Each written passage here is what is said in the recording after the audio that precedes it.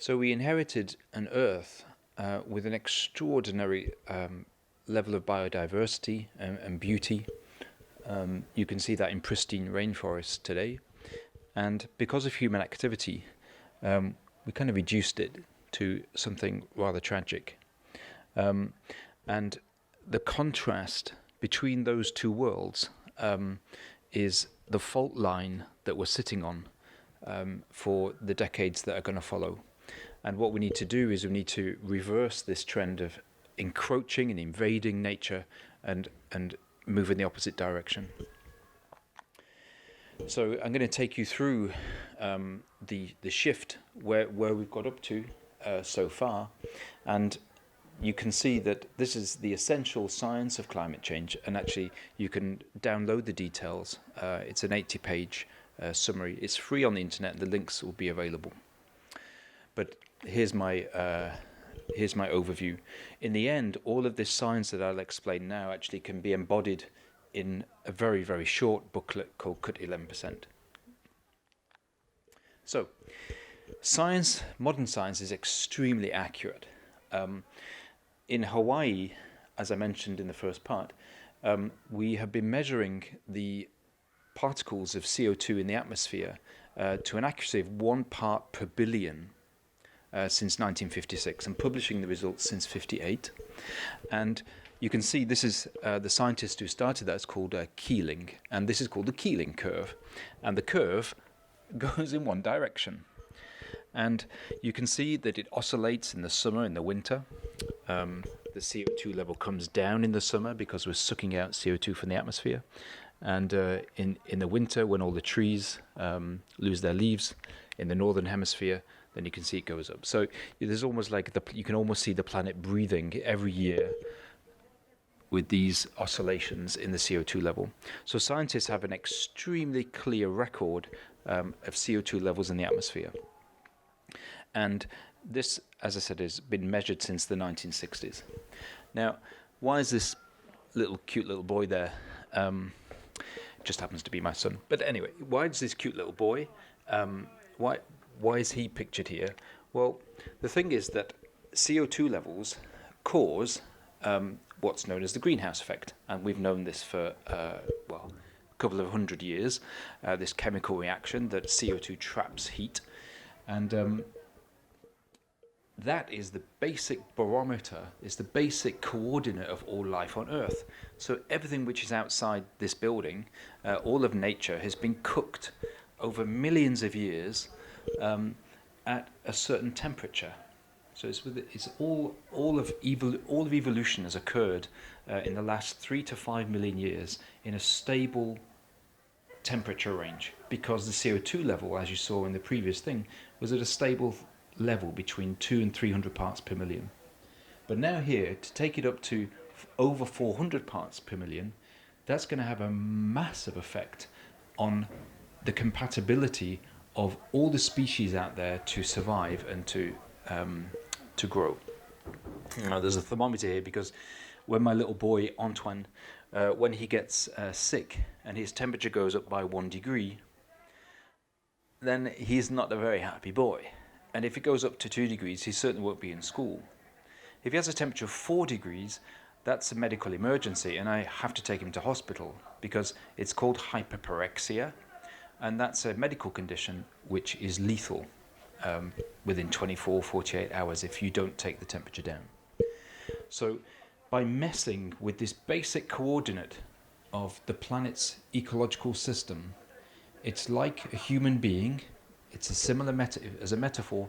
It's like a human being having a temperature. So 2 degrees may not sound like a lot, and 1.5 degrees might not sound like a lot, but it's a huge deal for the natural world. And that natural world is not like just a decoration to our life. It's actually the stuff that we need to breathe and to eat and to survive. So it's just as basic to life as the internal body temperature is to a human being. Now, just to zoom in a little bit more accurately, you can see that we profited from an extremely rare level of stability. So the geological period that we are currently in or just exiting actually, is called the Holocene. And you can see here just how stable the levels of CO2 were. And actually also a little bit warmer. This is the end of the last ice age. So human civilization has grown up in this very narrow temperature range, and that's enabled us to build our civilizations. This is 10,000 BC, so you have the Egyptians around here and so on. Now, if you go back, so I just go back one slide. If you just rewind to here, so 16,000 BC, when it was a lot cooler because the CO2 level was a lot lower, then this is what Northern Europe looked like, for example. So today, to cross the channel, you need a ferry, and you need a pretty big boat to get to Denmark. Well, 16,000 years ago, you could walk. And this is actually a hump here called Dogger, the Dogger Bank. And actually, historians, archaeologists, they understand that this was actually probably one of the most prosperous areas of human development 16,000 years ago. We keep digging up little flints and things like that from here. So this is what our world looked 16,000 years ago. And of course, the sea level went up because it got warmer. And in fact, it melted 120 meters of water. And so we get this pink land. So this is the new land area, which we're very familiar with. And that's where we built all of our towns and cities. London, Amsterdam, Brussels, where I am now. So this is the world in which we built our civilization. Now, if we throw the CO2 level, let's just go back to the... If we throw the CO2 level into an entirely different range, Mr. Petteri Talas told us that the sea level could rise by 10 to 20 meters. That is a big deal for almost every coastal city. Even 1 meter is an extremely big deal for most coastal cities.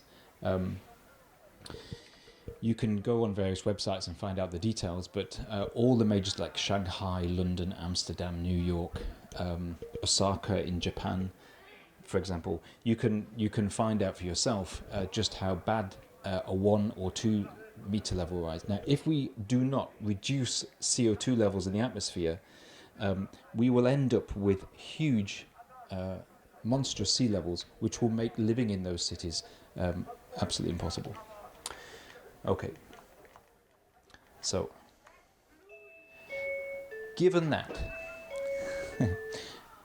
school life carries on. Given that the levels of CO2, if we transpose the Keeling curve now onto the political action which has taken place, you can see that CO2 levels have continued to go up. They've never, greenhouse gases in the atmosphere have never declined. And here we have all the political settlements, all the agreements that we've got. The Paris Agreement down here in in COP21, 5 years ago. We have the Bonn Agreement, the Kyoto Protocol. Okay, so in all the time that we've been doing and known about climate change and doing stuff, we haven't actually yet managed to reduce CO2 levels. We got close to stabilizing it, but basically we have always accelerated it. So the challenge for us is to actually bend the curve in that direction. Okay? And so far, none of these have achieved anything. So if you want to visualize it a little bit more clearly, this is where we started in the Holocene 17,000 years ago, and we've pushed the Earth onto a different pathway. And if we don't change the greenhouse gas emissions in the atmosphere, we're going to push the Earth into a hothouse Earth. Okay? What does that look like? Well, let's just zoom into a little bit of detail. At 1 degree warming, remember the child with a 1 degree temperature doesn't feel so good. That's the end of the Great Barrier Reef. If we sustain 1 degree for any more decades, the Great Barrier Reef will not be able to recover. The oceans will be too hot and too acidic. At 2 degrees, you do get, even 2 degrees is not good news. I mean, just like a human being, 2 degrees doesn't feel so good. And there's the case of the River Rimac in Peru. This is the water that feeds Lima. That dries up because the glaciers have melted. And then you've got a problem for 8 million people living in Lima. If we sustain 3 degree temperature rise, the Amazon rainforest will collapse. At 4 degrees, we have the permafrost melting. And you can keep going. Now, if you want to know the details of these scenarios, then you can read this rather excellent book, 6 Degrees by Mark Linus. Now, exactly what the timescales are for these triggers, for those collapses, is, of course, very difficult. I can't possibly go into those details now. But those are the broad signal points for what will be the major tipping points in our world. And you can see here there's a map of cogs. If any of those major cogs come off, like the Amazon rainforest collapsing, that's like the front wheel of your bike falling off when you're going at a very high speed. This is not something which human civilization will adapt to easily at all. It will cause a major loss of life and stress. So these are the point. This is what is ahead of us, and with current climate targets added up, and with the current speeds of CO2 emissions, we're on target to reach 4 degrees by the end of this century. Now that doesn't mean, of course, that the permafrost will be completely melted at the end of the century, but 4 degrees is not something that you can sustain. And if we go back one level, the problem is that if these major cogs come off, if these major wheels of our ecosystem become loose and start to behave in a dangerous way, then we actually lose control of the emissions. There's anything that we do, if the Amazon rainforest collapses or the permafrost goes into overdrive with methane emissions, then nothing puny little humans could stop. There's just be monumental forces which will take control of our destiny. So, to finish this little section, the Earth doesn't have to look like it does now. It looks like it doesn't, very pretty now. We have these beautiful rainforests and animal species, but it doesn't have to look like that. We've had Earths like snowball Earths. We've had planets where it's been so cold that it's been entirely covered in ice and snow. During the Jurassic era, which is around here, then, oh, by the way, this is 4.6 billion years of Earth history. Okay, I forgot to say that. So at about 11 o'clock at night, when we had the dinosaurs, the Atlantic Ocean was an average 42 degrees C, which is a bit like a hot tub. So the Earth doesn't have to look like it does now. There's nothing holding it back from completely transforming, and rather than becoming our friend, it can turn into a gross enemy. So that's the big picture. We are currently on a pathway towards 4 degrees C, 3 to 4 degrees C, and that is not compatible with human civilization as it is now. That is very dangerous for us, and it will cause an unimaginable amount of suffering for people on the planet. Now, education as a teacher, you can probably hear this, maybe you can hear the students outside talking and bells going off. Here I am in a school. As a teacher, I don't see in schools that we're really looking at that seriously. Generally in schools we have superficial responses to this crisis. Whenever we do projects about climate change, it tends to be about recycling or about plastic waste. It doesn't look at the systemic problem.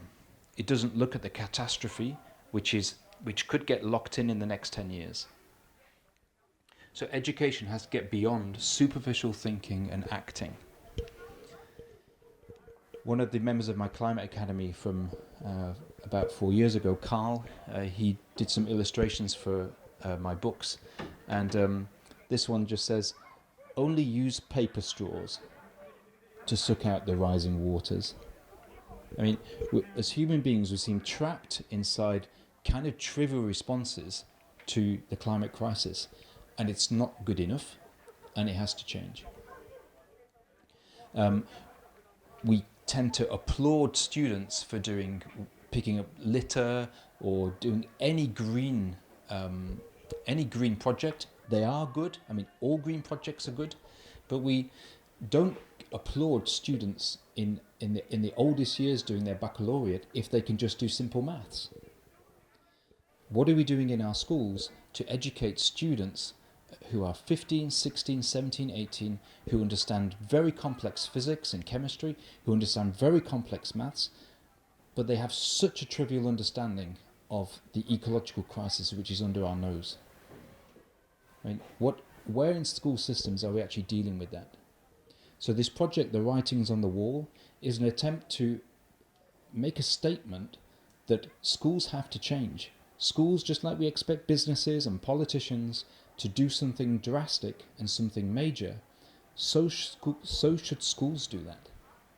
It's not good enough that we just applaud minor little initiatives. We have to take a systemic look at what is going on.